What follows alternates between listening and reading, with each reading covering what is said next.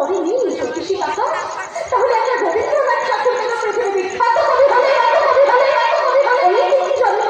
অন্য কোনো শিশু কেন পৃথিবী বিখ্যাত কবি হতে পারলো না জ্যোতিষী কাকা? বলুন না, উত্তরটি। আমাকে তুমি ক্ষমা করো, আমার ভুল হয়ে গেছে। তোমার কাছ থেকে এই ভুলটা আমি আশা করতে পারি না প্রভাত। জানি প্রভাত, ঘাটালে চাষ করে একটা বিয়ে বাড়িতে উপলক্ষ করে আনন্দ করার জন্য কিছু মানুষ এমন করে বাজি পড়ালো, ওই বাজির আগুনে তিনটে গরিব মানুষের ঘর জলে পুড়ে ঠাস হয়ে গেল। ওই গরিব মানুষের সারা জীবনের মতো নিঃস্ব হয়ে গেল প্রভাত। বলো না, বলো না, দোষটা কি সত্যি ভাগ্য নাকি তারা এমন করে বাজি পড়ালো? দোষটা আসলে তাদের।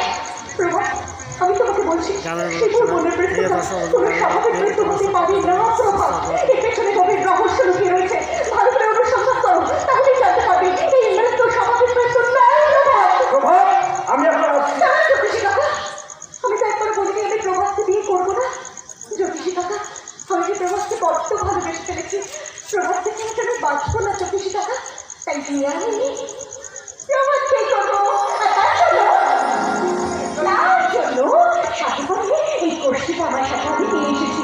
জ্যোতিষী কাকা, সবাই আমাকে বলছে আমার ভাগ্য নাকি খুব খারাপ, কিন্তু জ্যোতিষী কাকা আমি তো ভালো করে জানি আপনি ভালো করে বর্ণনা করতে পারেন। তাই কোর্সটিটা নিয়ে আপনার কাছে চলে এলাম। জ্যোতিষী কাকা, এই কোর্সটিটা বিচার করে বলুন না আমার ভাগ্য কি আছে, বলুন না জ্যোতিষী কাকা।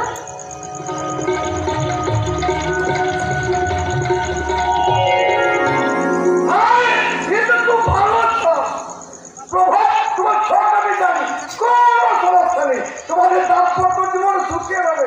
তোমরা ভালো থেকো। এখন আমি আসছি। হ্যাঁ, এই কোশ্চেনে যাচ্ছি, পরে বিস্তারিত ভাবে বুঝিয়ে বলবো। আমি তোমার বাড়ি হয়ে যাবো।